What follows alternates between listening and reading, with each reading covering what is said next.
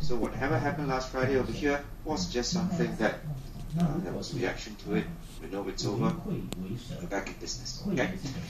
And what kind of business are we back in right now? Well, Miriam might put in a message later on today if she feels that there might be any kind of issues that we can expect today. If there's nothing that she expects, of course we will have trading potential from there. Your weekly hedges, well, honestly, of course, I cannot give you any solid numbers for your weekly hedges at the moment right now, because obviously we're looking at numbers of last Friday, as you can see on the FXE. For those of you who were in the trade until Friday, I don't know if you held it that long. Personally, I didn't do anything. I did not do anything. And of course, we're still in Friday's numbers. It's 18% right now, so might be worth looking at it today. But honestly, it's still a bit too pricey for my liking, right? And of course, right? Someone asked me about gold. It should be out by now. For those of you who are not out, okay, on gold, if you're not out on gold, look forward to July, which is incidentally, I think it's on Friday, if I'm not wrong. Yeah, the 1st of July, that's our gold trade. So this Friday, please note that one. You're not going to do anything this week. You can just leave the trade with weekly hedges and we'll be good to go. Okay. Dominic, you had a question over here which I answered you privately earlier on. If your options expire out of the money, out of the money on Friday, if the price changes on Monday, nothing will happen to it because it's already out of the money. But if it's near the money, it can be exercised on Monday. So please do take note of that. But if it's way out of the money, you're fine. Okay. But if it's like worth 1 cent, if it's like worth 1 cent, you might as well just take it out, and that's it. Okay. Victor, you got a question about Apple, which bring up Apple's chart again, right? I would say this for Apple. Now, your start point would be somewhere here, and we're now back to the start point. And I would say this is that if you think that there's nowhere to go, you can take out the trade. In fact, in the last 2 weeks, you could have taken out the trade. If you like today's the week, you can take out the trade. You don't have much time to go. Okay. Now, another question over here, Angela. You were asking, okay? For those of you in Malaysia, or for those of you who have just got your live accounts over here, you would have to write to Thinkorswim to forego your live data for your people to trade thing. All you have to do is go live right now, talk to them on the chat line, and or send them an email. It's not urgent. You will get your live information from okay? Right. So give me a second, and now let me reply one message here.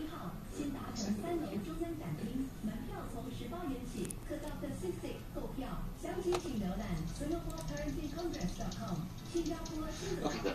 Now,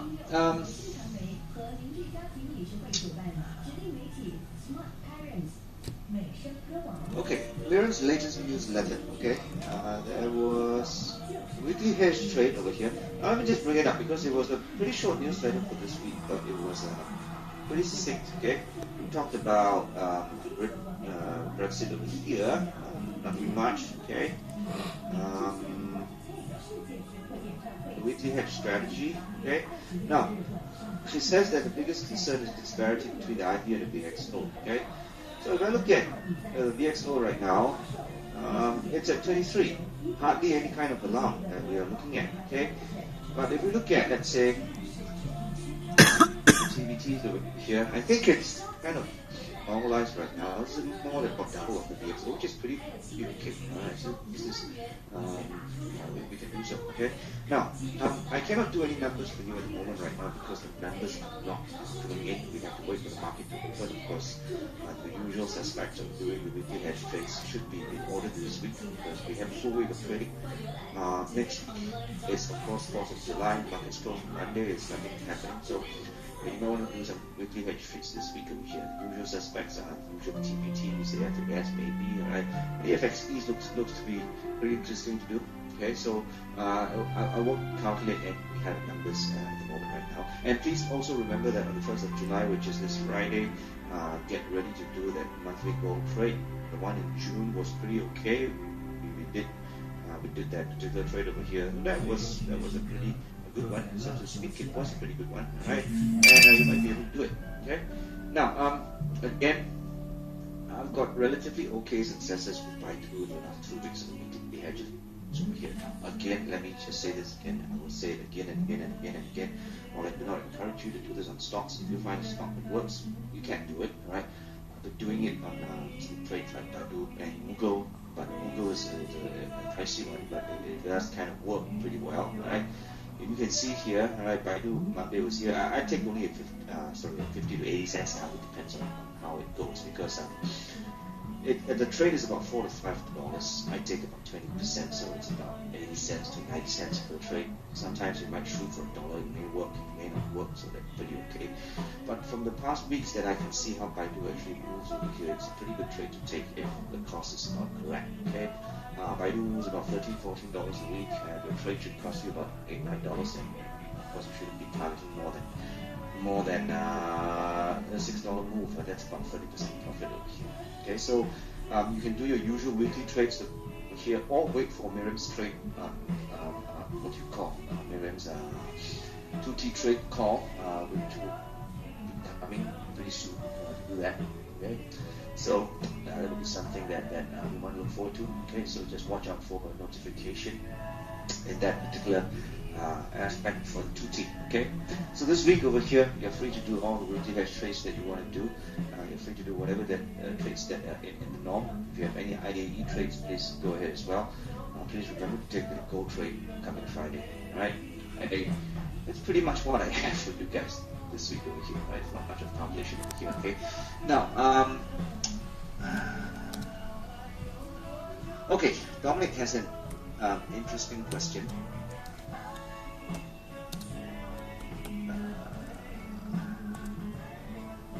Okay, Dominic, I will just buy whatever I need to buy. Okay, if I sell a call option, missionary price. Okay, Dominic, can you email this question to me? It's a bit more detailed explanation that I think I might have to explain to you. So do this privately to me at question@wealth-metros.com. Okay, email me. Some of you have emailed me regarding your accounts in Malaysia. Okay.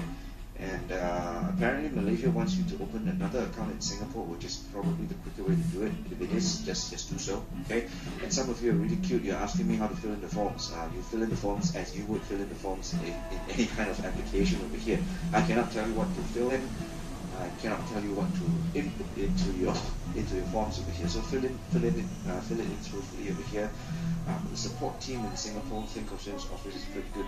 They answer your questions very quickly. So of course it's in the same office hours as you would. They're open 9 till 6 if I'm not wrong. If you do talk to them in a live chat in Singapore's timing, they would be live to talk to you. You don't really have to actually call them. Okay? You can actually talk to them. They are pretty quick on answering calls and things like that. Okay. Now, Eric, question of Spiders, IV 38%, EXO 23%. Yeah, that is the disparity that we have between the Spiders and the VXO. However, someone was asking, right, that the Spiders and the VXO numbers do not sync. Could be the case, but then again, market has not really opened yet. We would like to see the numbers over here that we can make a more accurate assessment of what is happening. It's actually closer to about 40% of IV on one side. Okay, so the calls are at 40%, or the puts are at 28%. The EXO is about 23 right now, so it's pretty okay, right? Opening bell is up right now, so just wait for the IVs to normalize, and I think it might be doing that as we speak. IVs look to be pretty okay right now, so everything looks to be pretty decent shape. Let me just take a look around at some of the IVs that I'm familiar with and some of the stocks that I'm looking at. They appear to be pretty good right now. Nothing much to be of concern, if that's what is the correct word to use here. Okay. Yep, nothing seems to be, everything seems to be in order. I am psyching myself up for the gold trade. Right? Of course, gold has jumped up Friday due to events in Europe. Okay. Now, if you do take a particular trade in gold this week here, okay, take the trade that would expire on the 29th of the month, or maybe even 29th of the month should be the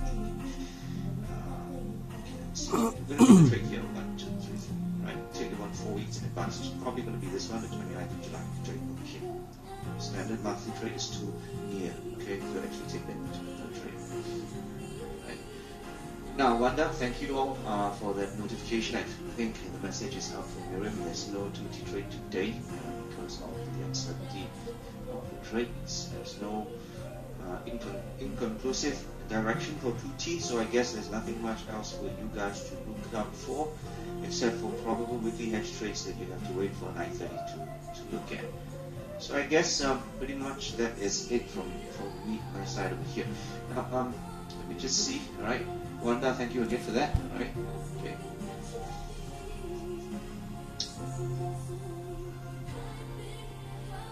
All right. Eating, you had a question. You entered a weekly hedge trade last Monday, and since it was a virtual trade, decided to close out on Thursday, and finding out on Friday that it hit the target over here. Well, I will have to say this is that this particular event last Friday does not happen like an FOMC or a minimum bid rate. It happens maybe about once in a lifetime when you happen to be in it.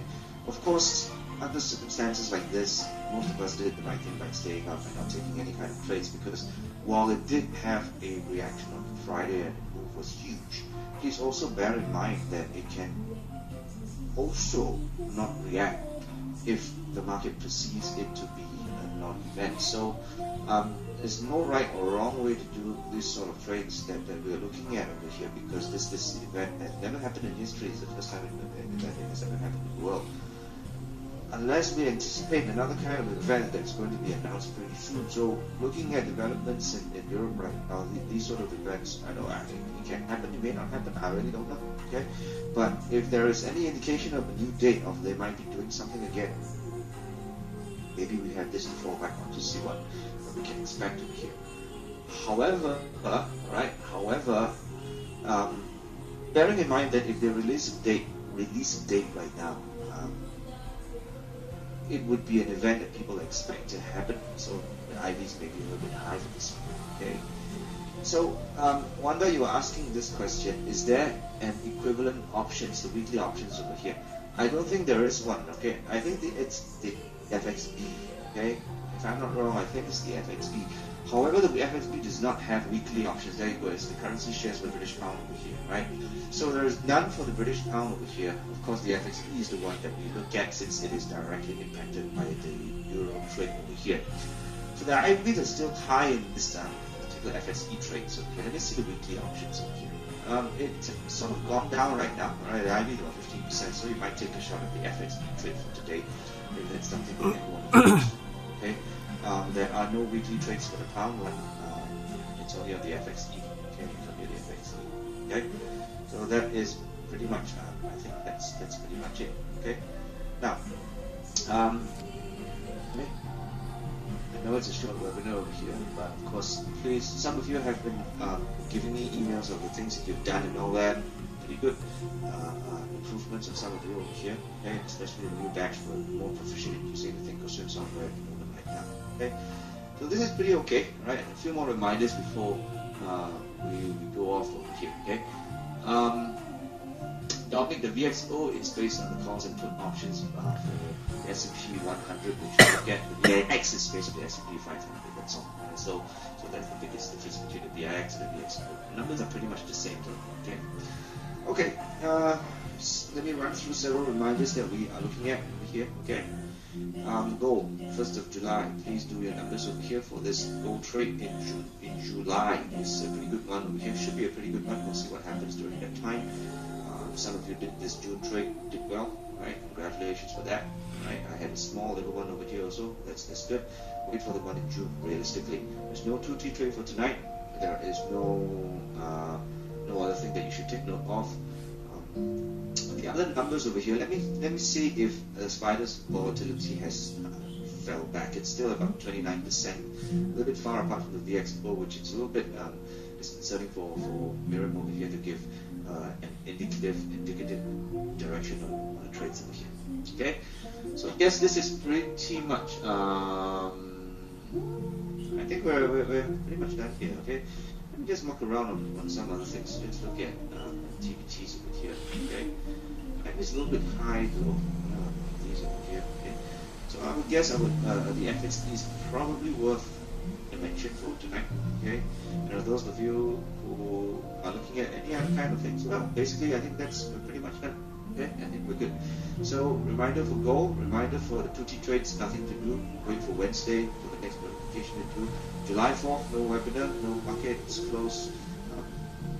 So next webinar will be coming after that. Okay. So thank you all for being online. I know it's a premature end, but there's really nothing much that I can see here. But if you want to take a read into the newsletter, she just gave a short summary of the British exit over here from the Euro Union and index trading, gold, which is the same thing to look at. Okay. And she will use the stock finder to actually do this on gold. Okay. Okay, on gold. And look at this over here, which I want to highlight, out of the money option strike prices. This is a strangle, which is just similar to a straddle, except that we're doing different strike prices. That's all. Okay. So there's no non-farm payroll, 3-day bank holiday. All right. So next NFP is going to be Friday, 8th of July, the week after that. So we're clear for this week to actually do whatever trades you want to do. So remember to do it on Friday, and that's it. Okay. Now, weekly hedges, Agnes, I would just say this: you can try the 1 hour per month each side if you want to. Okay, that's what I would suggest to do for this particular week in any case. Okay. Right. I think pretty much done for today. And I thank you all for being online. I will see you in the next 2 weeks. I'll see you in 2 weeks' time. And please send in your questions should you have any, or call me in the office if you have anything that you want to ask me or talk to me about. Okay. Thank you all. Good night.